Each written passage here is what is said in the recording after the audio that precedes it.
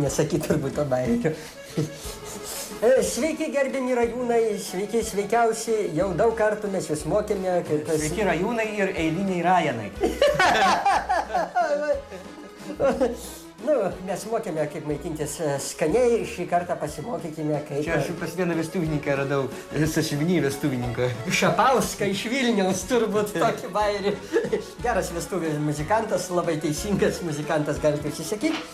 Na ir jūs žinote, kad sveiko maisto pagrindas yra gerybinės bakterijos, kurios yra plačiai reklamuojamos per televizijas, per radijas, per spaudą.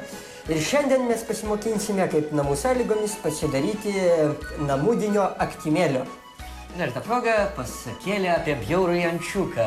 Neįsižeiskit, aš negaliu be šito. Kartą gyveno bjaurus ančiukas, jis buvo toks šlykštus ir smirdantis, kad niekas mokyklai su juo nedraugavo. O jo motina antis labai gėdinavosi jo ir nevesdavo jo dėl to į bažnyčią, dėl ko ančiukas išaugo visiškų bedievių.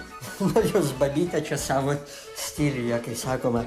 Na ką, mes visi žinom, kaip pasidaryti šį patiekalą, tiksliau jo konsistenciją, bet viską darysime tiksliai pagal babytės Bronės receptą. Jo. Pirmiausia, reikia imti paprasto pieniuko. Pienio? Pieniuką, žiūrėkit, babytė Bronė, pieniukas kaip tarybiniais laikais su folga balta. Tik to. Jis kažkoks garsas iš užpakalio eina. Palaukit, atsiliepsiu. Alio? Tai aš papilsiu. Alio? Filmuojam laidą, vėliau paskambinkit, filmuojam laidą. Žmogus, tai pilam pieniuką, vėliau paėmame kelius... Jūs, kai kalba, tai man dreba net kai lempa šitas pienas, dubonkė. Užteks, babytė. Ai, tai kad jau supyliau, tai supyliau. Supylėt. Ką priduosim pada? Nu, tai tada įpilam šnapsiuko.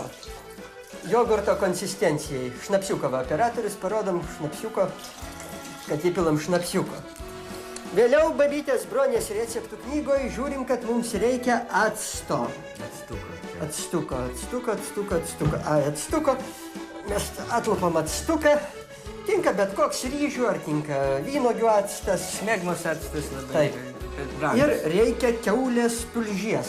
Kadangi kiaulės tulžies neturim, tai babytė Bronė, jūs spjaukit savo karkaliuką. Aš gal geriau palaikykit man šities užpakalį. Aš iškakosiu savo tulžį, jūs palaikykite. Nu, palaikykitgi, prašau, tai pakiškit puodą, nu koks jūs esat, tai begalvotas senukas, palaukit biškį. Nu, taip. O, babytė, aukščiau pakelkit, aukščiau, keliam.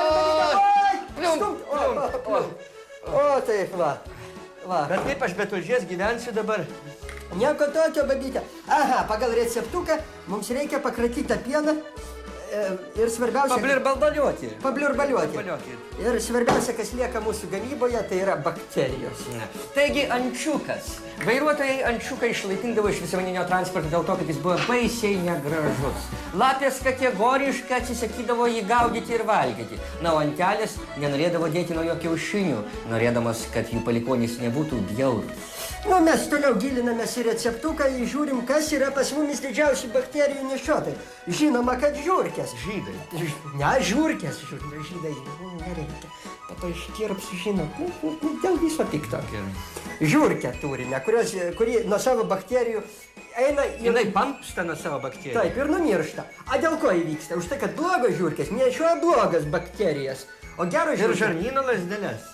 Nešioja geras bakterijas. Tai blogos žiurkės yra iš visokių kalėjimų, iš visokių nešvarių tokių vietų, iš kareivinių. Nu, kas jums blogo, bet babytė Bronės? Seimas. Iš Seimo va žiurkės. A, vat geros žiurkės iš visokių skladukų. Kas čia dar gero, babytė Bronė? Iš kur čia gali būti žiurkės? Iš ko nors gero? Kas, babytė Bronė, jums gerai? Iš operos ir baleto teatro. Teisingai, tai va tą žiurkę mes turime ir dėl gerumo ją metame į mūsų puodą. Tai va, gerybinių žiurkių galima surasti visur, visose vaitinimuose, įstaigose, sandėliuose, kur pilna įvairiausių gerybių. Ir bažnyčiose, kur prikavota. Taigi vieną kartą ančiukas nusprendė nuveikti į plastinės chirurgijos centrą, pasidaryti savo lyties pakeitimo operaciją. Ten jam geras daktaras su ilgom žirklėm nukirpo dėliuką. Ir tada jį nusipirko graži šeima, prikimšo jam pilną išrengę obuolių, iškepė ir valgė. Po to ilgai vėmė ir sakė, koks tas ančiukas buvo vis dėlto bjaurus. Tada šeimos galva davė visiems smėktos, privarė kalio permanganato į 5 litrų sloinį, galėjo prisiplauti skrandžius ir nuvarė visus anksti miego. Labai pamokanti istorija, jeigu juodam kambarį dar ilgiau pasėdėtumėt, tai dar netokių prisigalvotumėt. Ir mes jam ant pelino ir tepsim. Čia žiurkinas yra ne pelinas. Čia žiurkinas, mauzeris. Nu ir tepsiliavojame, kol mūsų... Plakalarimbuokit. Prakalarimbuojame, prasukame ir man atrodo, kad jau po kokių 15 minučių darbo skystis tampa pilkšvas. Man primena tą kaukazietį iš TV3 tango televizijos.